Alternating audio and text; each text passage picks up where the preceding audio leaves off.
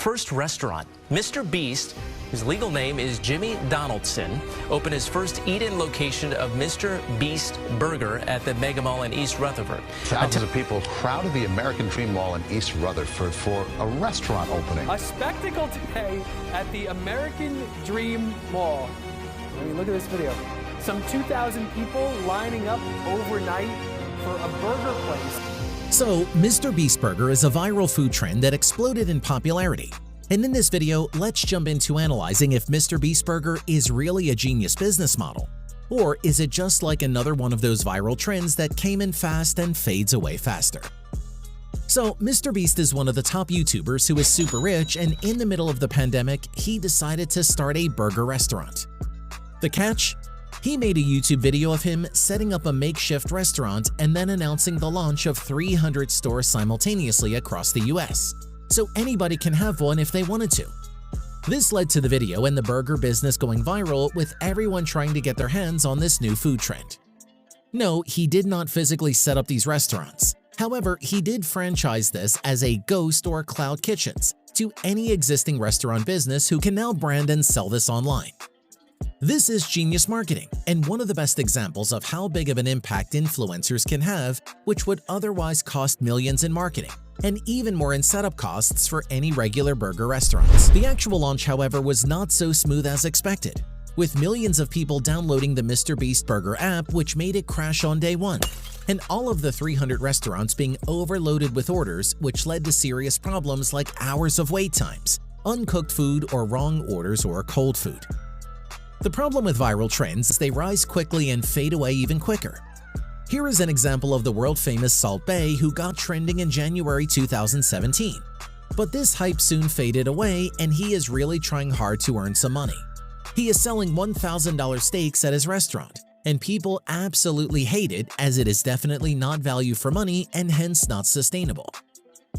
Before we jump on to completely tearing down Mr. Beast's business, we actually need to give credit to Mr. Beast, because he did mention that some amounts of the proceed goes to charity, and also, while many restaurants across the globe were struggling in the pandemic, accepting to cook Mr. Beast burgers as a franchise made lots of cash for these struggling brick-and-mortar restaurants.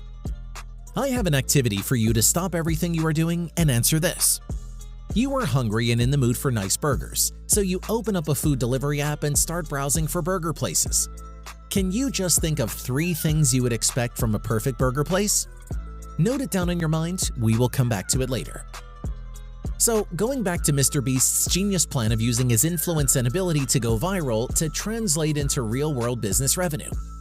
This was all good, however, on analyzing the reviews of customers, they either love the food or hate it. There is no in-between. This is where the problems began. While the Ghost Kitchen franchise worked excellently in expansion, it is kind of a double-edged sword, as maintaining uniform cooking standards across all the branches was nearly impossible. If you order a Mr. Beast burger online based on your location, it could have been made in a Michelin star restaurant or your local Chinese restaurant. The burgers can vary hugely in quality depending on where it comes from. To evaluate any business, we primarily need to understand just one thing, and that is value. Remember, we asked you top 3 things you would expect from a burger place. Number 1, fresh and tasty. Number 2, cheap or value for money. Number 3, delivered quickly and hot. Unfortunately, in this case, Mr. Beast's burger does none of this. Don't get me wrong, you can still get amazing burgers at certain locations. However, for the majority of them, they are facing serious issues. The franchisees have absolutely no quality standards and can make these burgers as they wish, not adhering to Mr. Beast's guidelines. Forget preparing them the right way, some places straight up just serve them raw or inedible. Secondly, these burgers are not worth the money at all. They cost more than the average burger and taste really bland once the hype went down.